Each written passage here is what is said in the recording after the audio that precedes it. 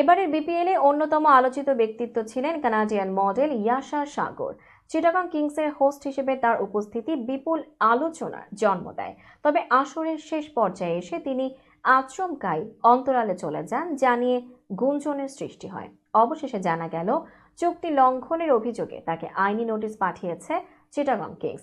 চিটাগং কিংসের স্বত্বাধিকারী সমীর কাদের চৌধুরীর পক্ষে সুপ্রিম কোর্টের আইনজীবী অ্যাডভোকেট মোহাম্মদ শাখাওয়াত হোসেন ইয়াশা সাগরের বিরুদ্ধে এই আইনি নোটিশ পাঠিয়েছেন। নোটিশে বলা হয়েছে, গত বছরের 10 ডিসেম্বর ইয়াশা সাগরের সঙ্গে চিটাগং কিংসের একটি চুক্তি স্বাক্ষরিত হয়, যেখানে উপস্থাপনার পাশাপাশি স্পন্সরশিপ বার্তা, বিজ্ঞাপন ও বাণিজ্যিক অংশীদারদের সম্প্রচারের শর্ত অন্তর্ভুক্ত ছিল।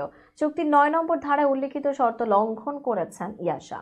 নোটিশে আরো বলা হয়, ইয়াশা এই দায়িত্ব পালনে ব্যর্থ হয়েছেন, এমনকি আনুষ্ঠানিক আমন্ত্রণ সত্ত্বেও স্পন্সর ডিনারে উপস্থিত হননি এবং প্রযোজ্য স্পন্সর শুট ও প্রমোশনাল শুট আউট সম্পন্ন করেননি, যার ফলে চিটাগং কিংসের আর্থিক ক্ষতির পাশাপাশি সুনামেরও ক্ষতি হয়েছে বলে আইনি নোটিশে উল্লেখ করা হয়েছে। চিটাগং কিংসের পক্ষ থেকে জানানো হয়েছে, 2রা ফেব্রুয়ারি ইয়াশাকে আইনি নোটিশ পাঠানো হয় এবং 2 দিনের মধ্যে সমস্যার সমাধান করার নির্দেশ দেওয়া হয়।